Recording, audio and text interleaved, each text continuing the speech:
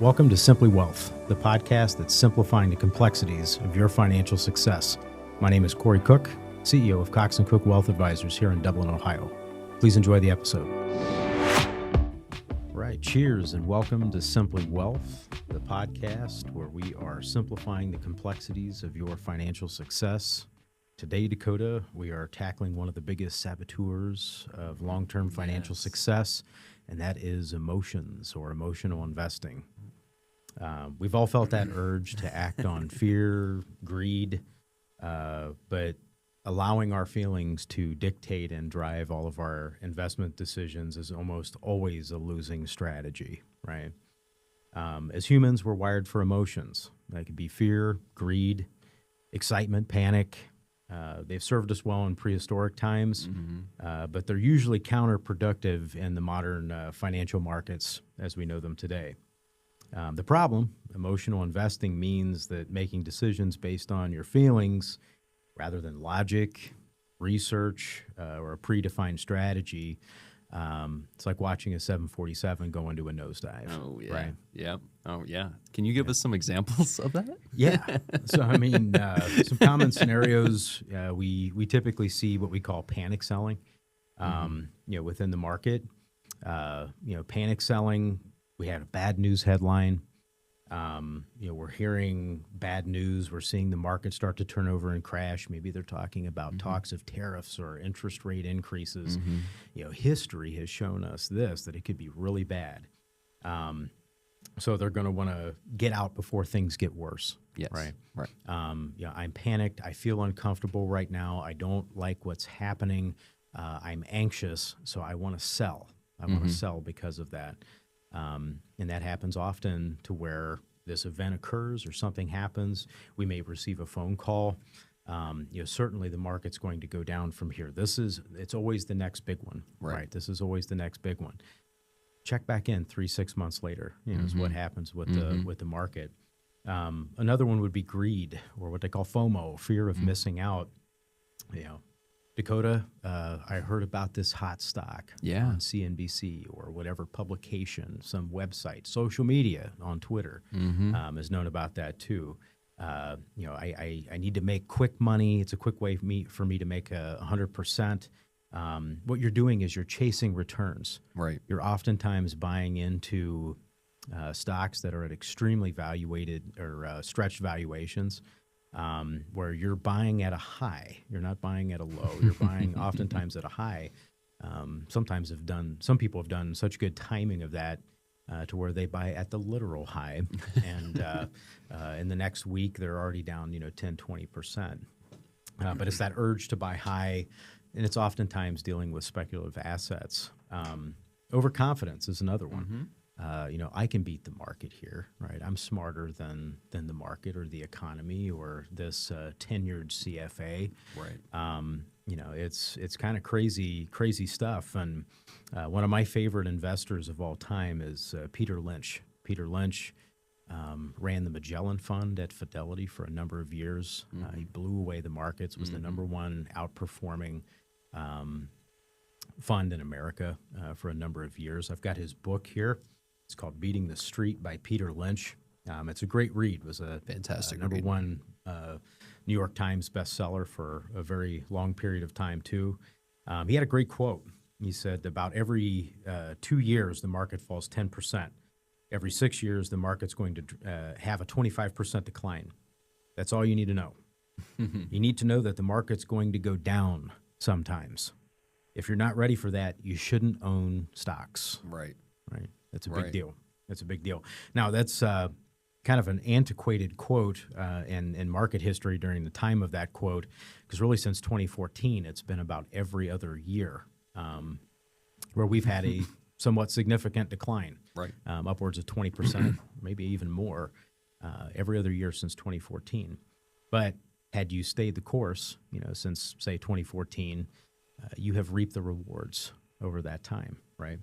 So those are some common scenarios that we typically run into. What are some reasons why somebody may want to sell or panic sell or have a reason to exit the market? What what are they missing? Why are we telling them to stay invested and their mind is telling them not to stay? Where's the disconnect? What is the disconnect? Well, the disconnect is all of those external factors. It's usually the media, right? I've read in social media, I've read online something, or I've heard something that tells me that we're going to see a significant decline or swing in the markets. Something's going to happen. The media does an exemplary job of selling fear, and that's their job, right? Yeah. That's their job. How do they get people to tune in? Not selling lollipops, unicorns, and rainbows. Everything is great. Everything is dandy. We don't have good news networks here. They want to keep you on the edge of your seat. Stay tuned in, because we're going to talk about this awful thing that's probably going to happen. So you don't want to miss this. Right. So fear sells. Yeah. So when you're watching the news, it's 90% fear or some type of bad news to keep you tuned in, sprinkled in with a little bit of positivity, because they don't want to be completely negative. But that's what usually drives it. There's a lot of what they've heard or seen in some type of publication, social media, or the TV media as well. How could somebody avoid making those mistakes? Avoiding making that mistake, it's to have a voice of reason in the room, right? A trusted confidant, a wealth advisor and fiduciary is a really good tool because they are taking emotion out of the game and ensuring that you're sticking to your long-term game plan over time. Knowing the history, knowing the market metrics, following the economy is a big thing. A lot of advisors do not follow the economy and really put that as the crutch of their investment decisions. When that really drives about 90% of what the market action is. Are we healthy or are we not within the economy? If we have a healthy economy, the consumer's doing well, the companies are doing well because those consumers are spending money, bottom lines look really good. That drives stock valuation. It drives the stock market higher. Would you say that it is a lack of being informed or educated on the markets or the economy is the reason, could be one of the driving factors on why a headline sells fear easily? People don't know what is actually going on in the market or the economy. How could somebody educate themselves on why that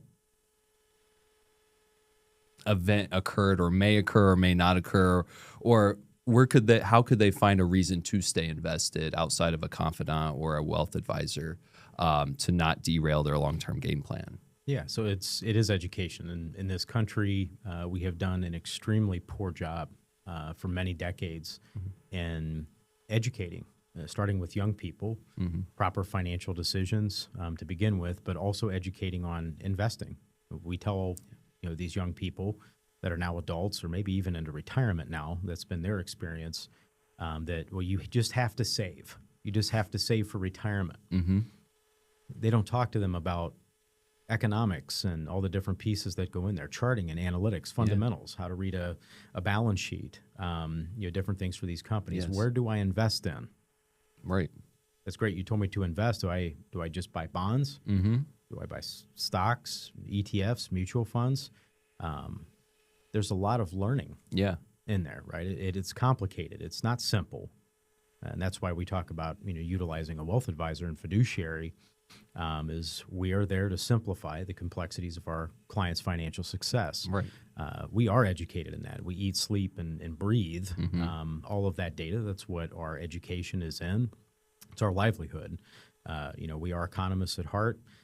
We know technicals and fundamentals. We take all that guesswork out to help guide our clients. But if somebody wants to start, everyone should be educated, at bare minimum levels as to, what stocks are, what are bonds, what are mutual funds, what are ETFs, how do they work, what's the risk involved, what is risk? What is risk? A lot of people have no idea what risk really is. And that ignorance is guiding a lot of their decision making.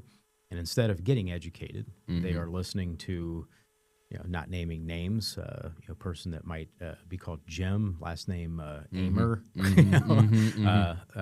people like that that are telling you this is the next hot thing. You got to invest in this, or listening to this person on Twitter. You got to invest in this, without knowing why. Right. Is this somebody operating out of their basement offering advice? Right. Or are they actually educated and knowledgeable in the industry? What's their track record in giving that type of advice?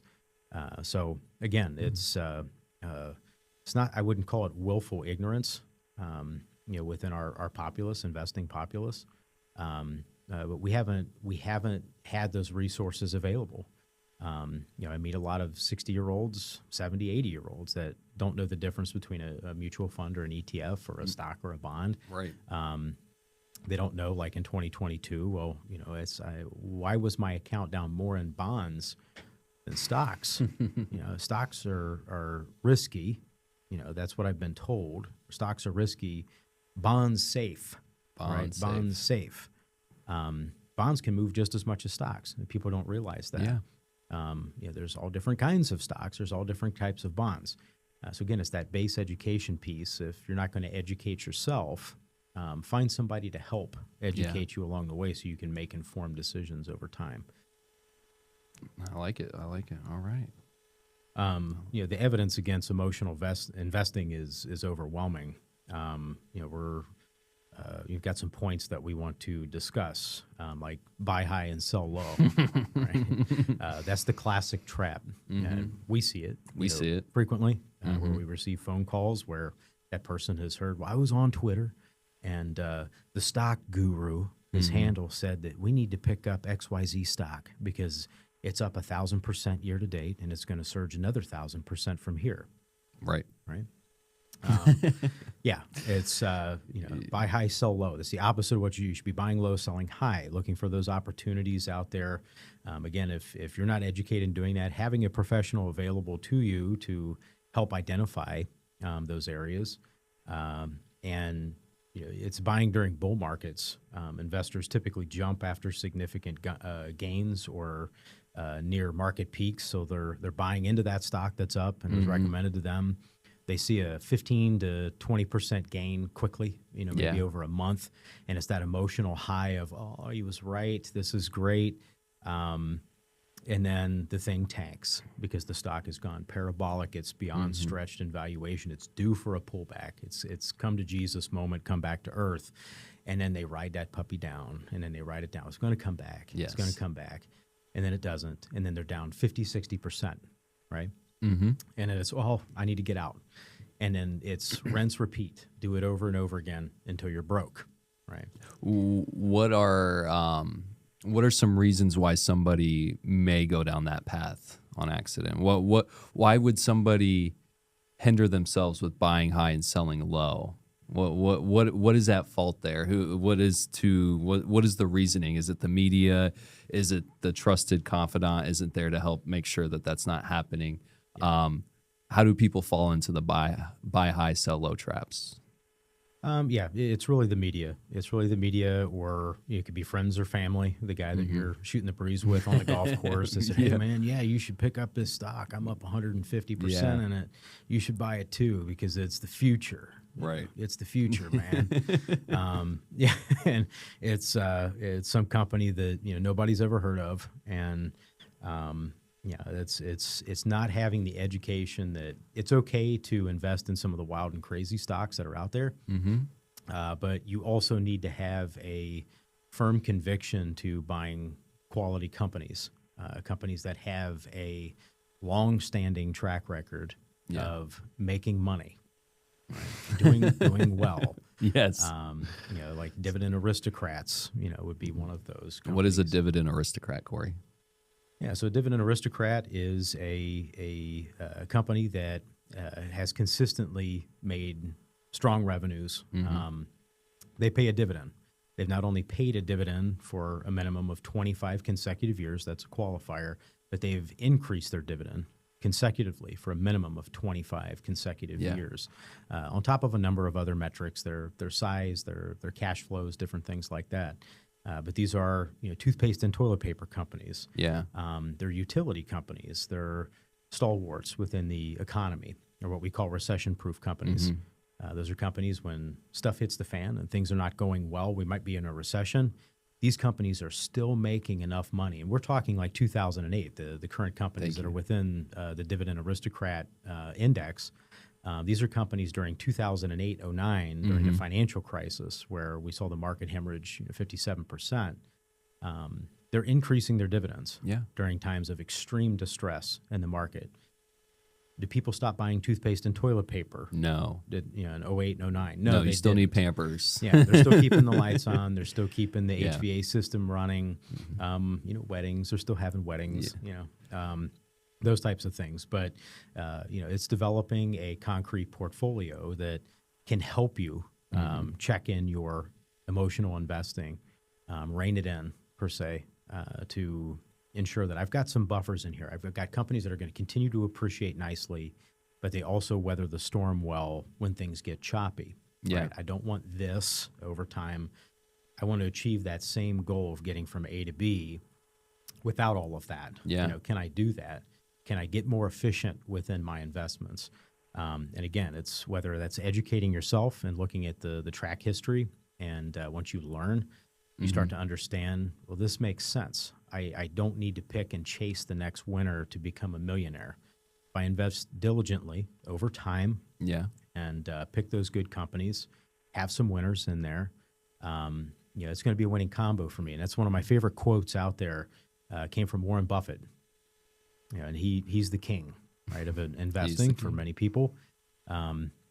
He had said, I can take a team of 40, 50, the best analysts, my best team members, and we can evaluate all year every stock out there and come up with our best 10, our conviction play for 2026, right? These are going to be the absolute 10 best companies based off of our thousands of hours of research, combined with all these people and data. Yeah. These are going to be the top 10 companies for 2026.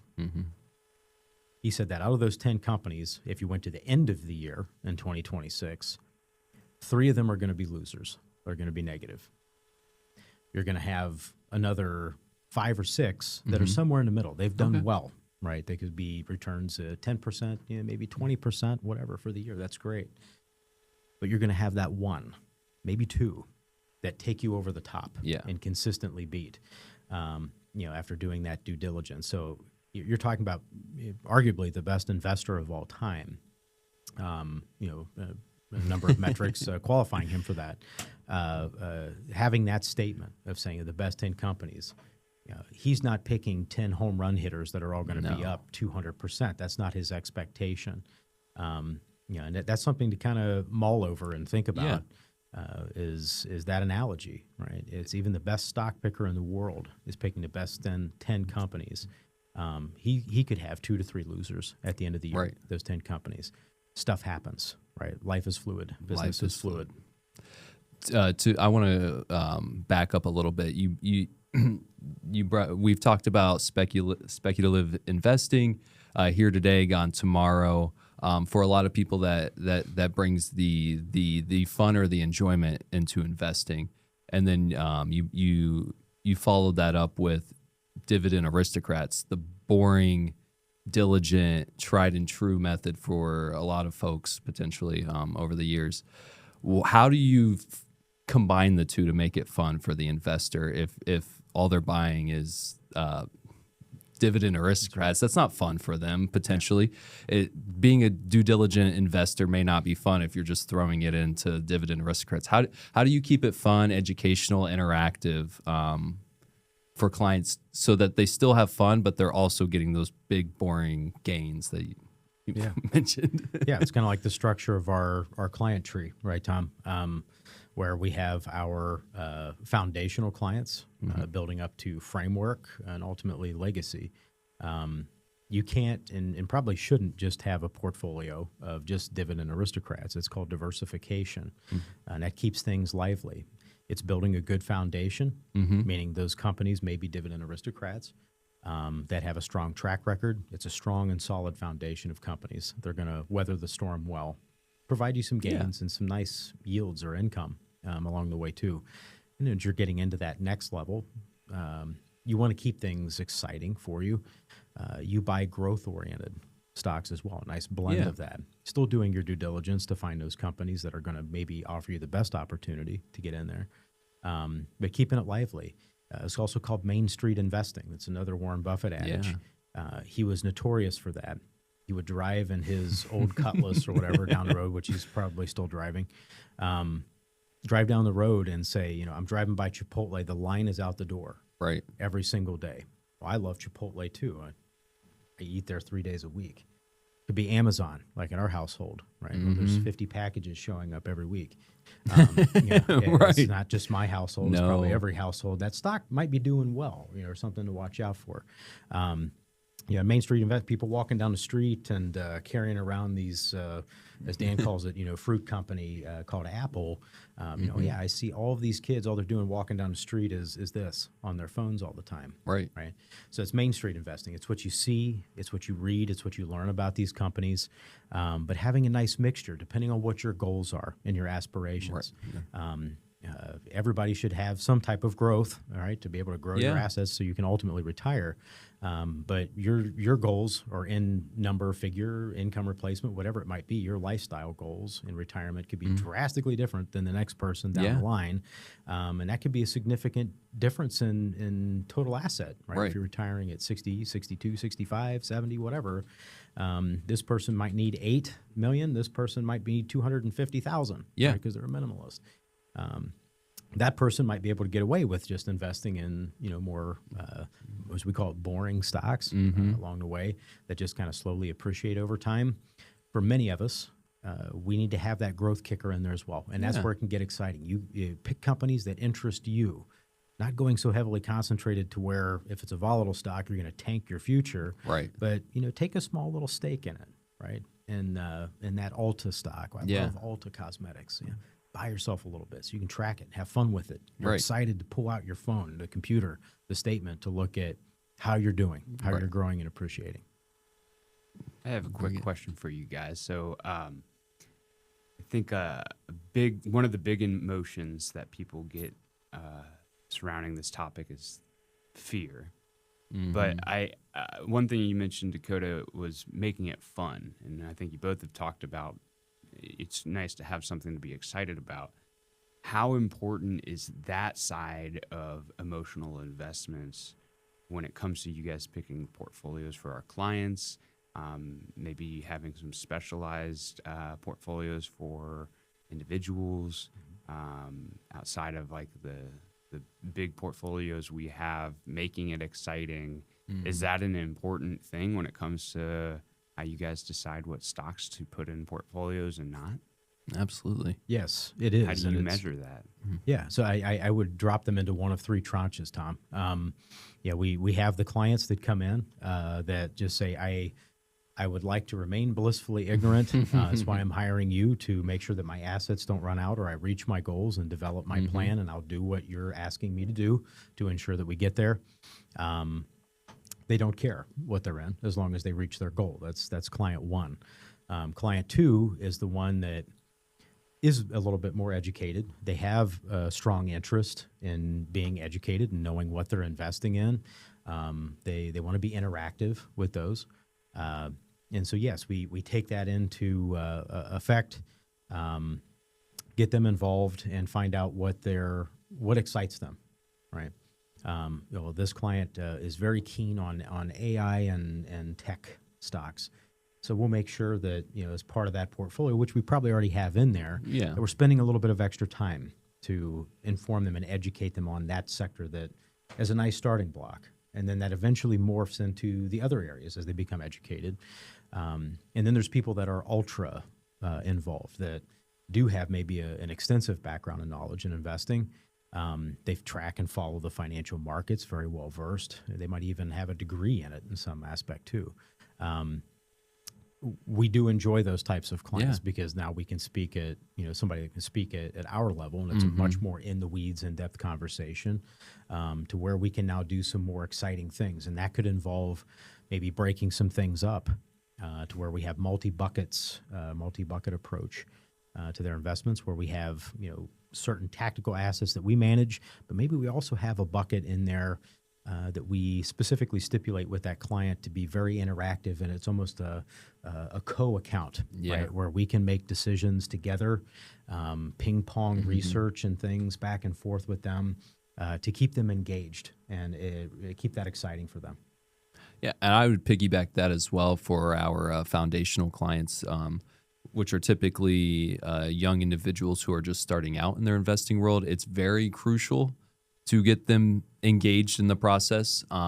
Sure, we have our philosophies and our the stocks that we may pick for them, but we also would like to maybe take a couple of those out and put in maybe one or two that interests them, or something that's the Main Street investing, but for the young adult. Sure, the older person who's Warren Buffett's driving to McDonald's, but young people like things on the internet. They may like a Roblox or a random company like that. So putting a little bit into that, knowing that's where they spend their time, it makes them feel good, makes them want to continue to invest, makes them want to be more engaged. Oh, great. Hey, did you guys know? And then next thing you know, you have a young investor reaching out to you. Hey, have you guys heard about da da da da da? You know, that's all the kids are into now. And it's like, what? Like, we then start to learn some of the younger habits and younger interests that's where the young people are the future. Like, I want to know what they're into, what they're doing, who they're watching on YouTube, or like what gets them to tick, because ultimately those are our clients. Those are our potential clients that we want to help. Yeah. So do you guys have any strategies that you use with our clients, or, you know, in your personal lives, whether you're working on your with your wife on your brokerage account, to help combat these emotional investing impulses? Yes. Yeah. So that was have a plan and stick to it. You know, that's number one. You can have an investment policy statement, or basically a set rules for yourself to ensure that you're outlining what your goals are, what your tolerances are, how you're going to allocate, your investments to make sure that it's written. This is the gospel, and this is what we're going to stick to, right? And having a long-term horizon. That's the other piece that people skip over. It's people are, am I looking at micro, macro here? People get sucked into the short-term emotionality of this.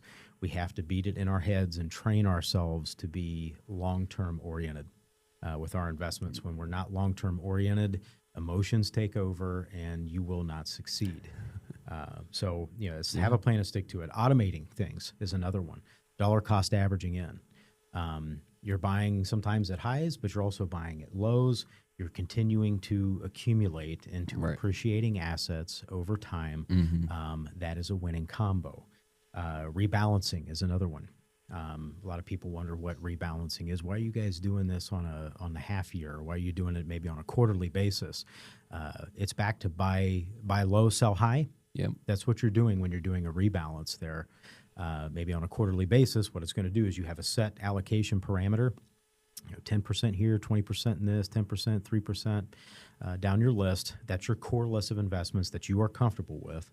And on a quarterly basis, it will go through and say, okay, well, that stock that you bought 6% in is now worth 12% of your portfolio because it had this amazing increase, right? Amazing appreciation over that time. Maybe it makes sense to harvest a little bit of that while the gains are there. Harvest the hay while it's there. Not all of it. Harvest a portion of it. Bring yourself back to that core allocation of 6%. Yeah. Maybe the other stock that you bought 6% into, now you've got a 4% position in. It's gone down over that quarter. Well, now you're also following that mantra to where some of that money that you harvested over here is going to go into that company that you have conviction in. Right. And bring you back up 2 percentage points to your core 4% allocation. So you're buying low in aspirations of knowing it's going to appreciate over time, and eventually I'll be selling high of maybe a portion of that, maybe all of it when we're exiting. Diversification is another one. Not being so concentrated within your portfolio that you have singular risk. Right? A lot of people experienced that recently with a company called NVIDIA, where what started as a 6% holding, maybe a 5% holding in your portfolio, quickly turned into 30 to 40% of your account. When NVIDIA now moves at that point, the whole account fluctuates in a major way. So it's strategically timing. And that can be kind of hard whether you're in a taxable account and harvesting that brings up other implications. There's some tax planning that goes into that too. But if you're within an IRA, a traditional or Roth IRA, you can remove that piece out of there and make sure that you're diversifying into companies that are going to do well during certain times economically.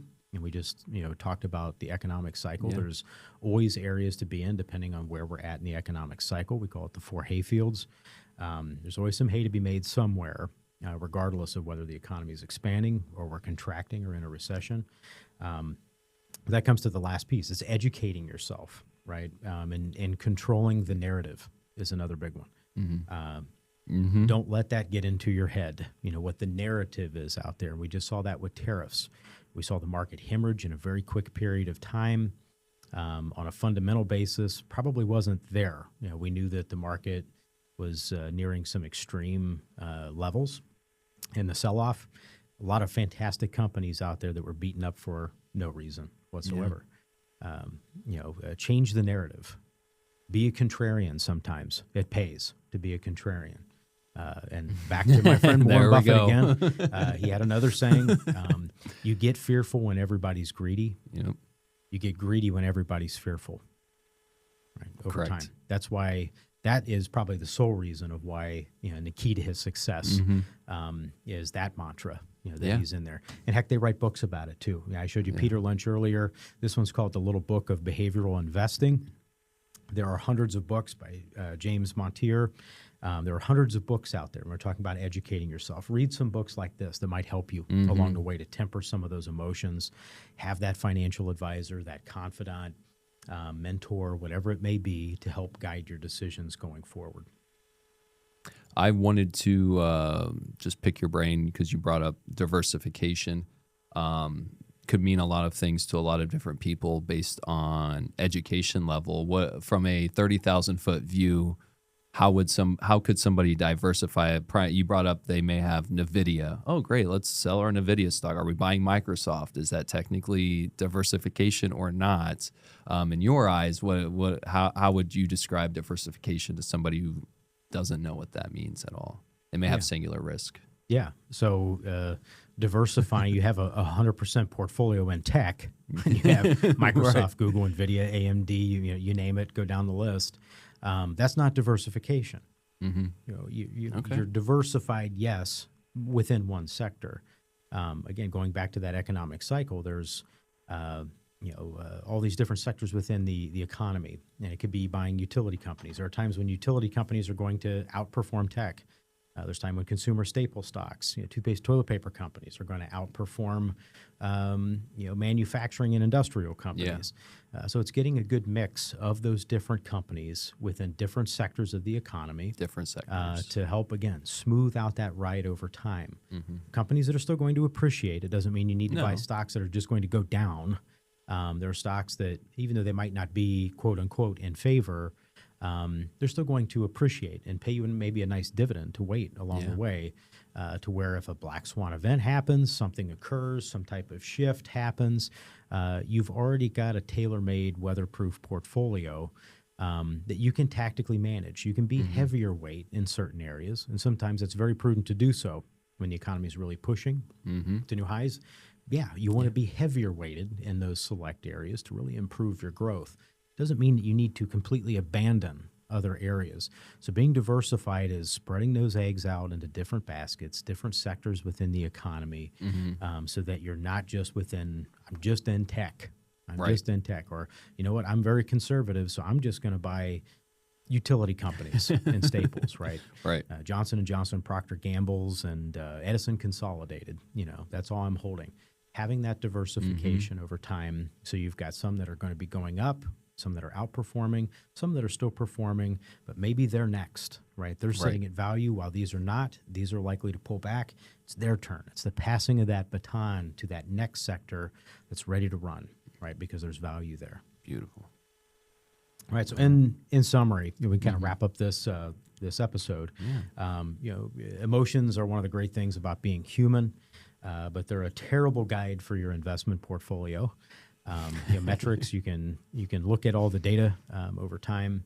The trying to market time is not a winning strategy, and letting your emotions control. Having that disciplined approach, having a plan is a long-term strategy for success. Maybe it's working with a wealth advisor fiduciary that's going to help you along the way to make sure that you're making good decisions, educating yourself, right? If you find yourself struggling with emotions and it's having an impact, we can help with a robust plan. Wealth advisors can help with a robust plan. Yes. Don't ever hesitate to reach out. Cox & Cook Wealth Advisors, that is our company's mantra. We simplify the complexities of our clients' success. That's what we're here for. That's what we do every day for our clients, and we stick by that mantra. That's why we have such close relationships with our clients. We're there to educate and make sure that they're confident in their decisions, and when they're on the ledge, we're their anchor point for them. That's right. We keep them in check and make sure that we're not slinging arrows off target to make sure that we're sticking bullseyes, right? Right. Long haul, long-term horizon. So Beautiful. that's it. We appreciate you. Thank you. Peace. Yes. I'll wrap that up. There we go. Cox Financial Group, DBA Cox, and Cook Wealth Advisors is a registered investment advisor located in Ohio. CCWA only transact business in the states in which it is registered or qualifies for an exemption or exclusion from registration requirements. Information presented is for educational purposes only and does not intend to make an offer or solicitation for the sale or purchase of any specific securities, investments, or investment strategies. Investments involve risk and, unless otherwise stated, are not guaranteed. Be sure to first consult with a qualified financial advisor and/or tax professional before implementing any strategy discussed herein. Past performance is not indicative of future performance. Case studies presented are purely hypothetical examples only and do not represent actual clients or results. These studies are provided for educational purposes only. Similar or even positive results cannot be guaranteed. Each client has their own unique set of circumstances, so products and strategies may not be suitable for all people. Please consult with a qualified professional before implementing any strategy discussed herein. No portion of these case studies is to be interpreted as a testimonial or endorsement of the firm's investment advisory services.